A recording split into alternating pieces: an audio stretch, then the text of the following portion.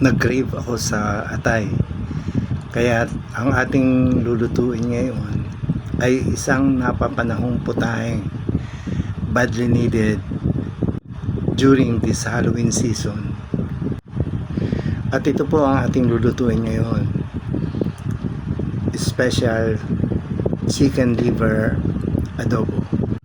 Napakasarap at tiyak na swak sa bulsa dahil hindi naman gaanong kamahalan ang liver at tunay na napakadaling lutuin at napakamura ng mga sangkap.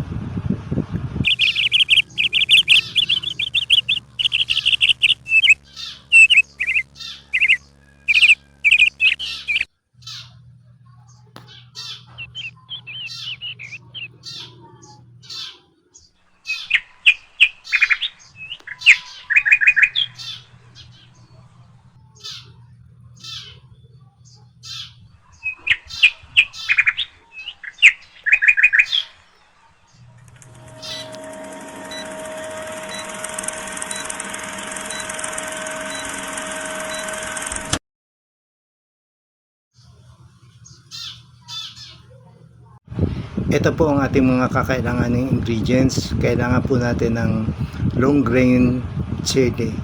At kung meron tayong pulang chili ay mas maganda. Kailangan din natin ng sibuyas. At syempre, kailangan natin ng bawang para mabango ang ating lulutuing chicken liver adobo. Kailangan po natin ng itlog ng pugo dahil para magmukhang kaiba naman ang ating chicken liver adobo at para medyo mukhang espesyal. Kaya lamang ay medyo ingat po tayo sa pangangain. Huwag natin masyadong pakakaramihan ang itlog ng pugo dahil yan po ay talagang delikado sa ating cholesterol. Atin po munang ilalaga ang ating itlog ng pugo sa loob ng 3 to 4 minutes at tiyak na luto na yan pagkatapos ng 3 to 4 minutes.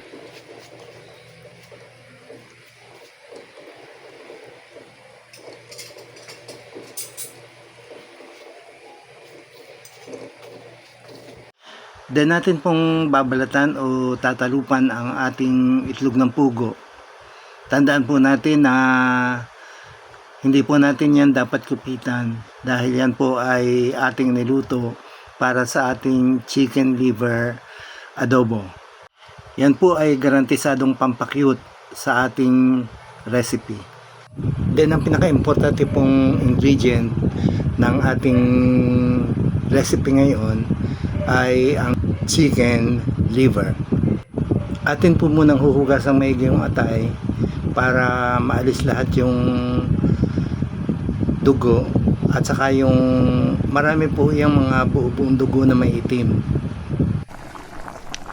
Then natin pong haharbusan ng atay para madaling lumambot at saka para maalis yung lansa.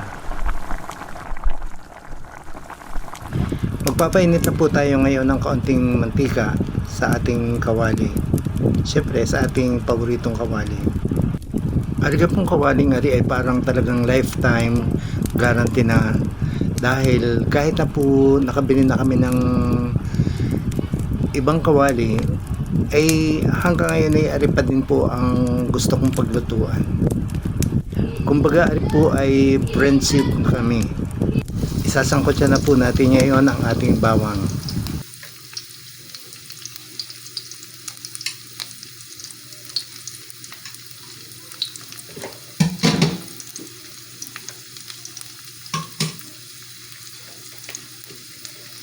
Then isunod na po natin ang ating sibuyas. Aantayin na po natin malanta ang mga iyan para halatang halata ang bango ng ating bawang at sibuyas. Paminsan-minsan po sisipagan natin ang paghahalo para hindi po masunog.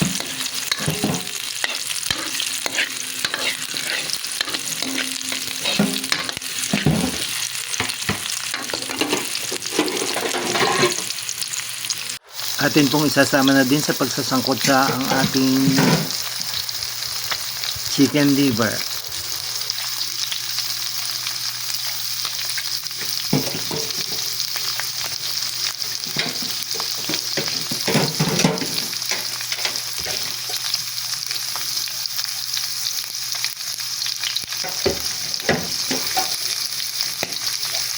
Lagyan na po natin ngayon ng toyo. Pare po yung napakabango na agad ngayon para kang nag-aanyaya sa lahat ng mga aswang na dumating na.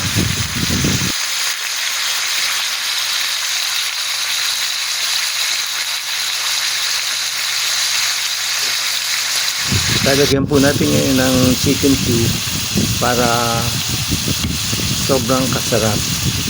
Pero yung chicken cube ay optional ang paglalagay. Kung ayaw po ninyo ng mayroong ganoon, hindi na po natin lalagyan. Pero dahil po nailagay ko na, ay di pababayaan na natin din yung kasama rin.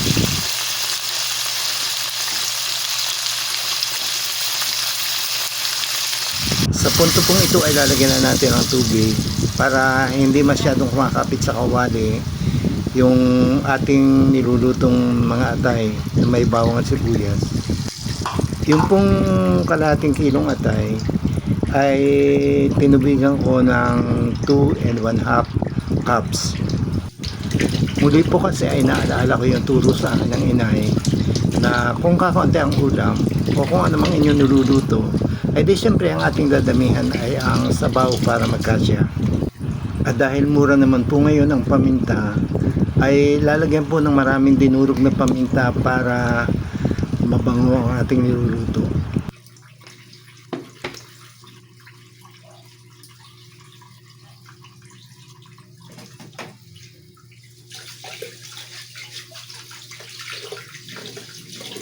Hihintayin po nating mabulak ang maigi para siguradong luto ang ating atay at walang mga dugo-dugo.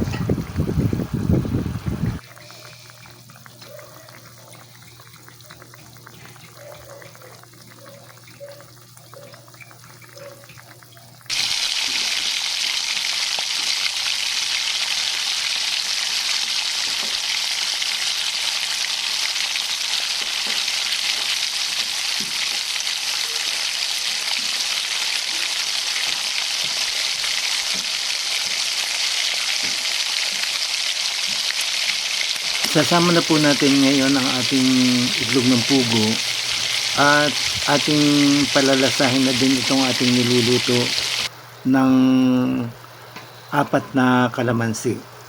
Pipigain po natin ang ating kalamansi at ating sasalain para hindi na makasama ang mga buto. Ilalako na din po natin ang ating mahahabang berdeng sili. Katulad nga nung sabi ko kanina, mas maganda kung marami tayong siling pula para mas magandang tingnan.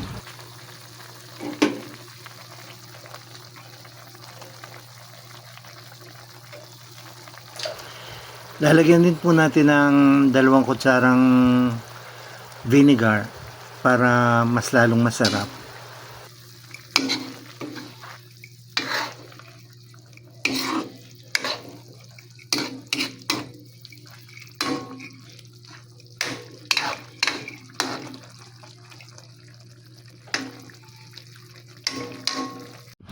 Ari po at pwede nang papakin ang ating chicken liver adobo at sisiguraduhin ko sa inyo talagang ari ay magustuhan ninyo, lalo na yung nangangain ng liver.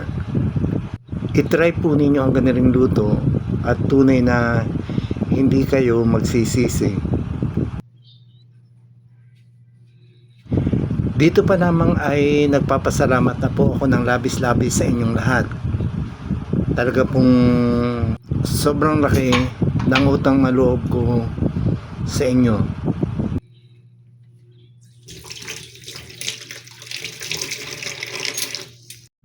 Garniho ang ating chicken liver adobo nung malagyan natin ng garnish na sibuyas. Ay di talagang mukhang liver steak na luto sa mamahaling restaurant. Maraming salamat po sa inyong lahat. God bless.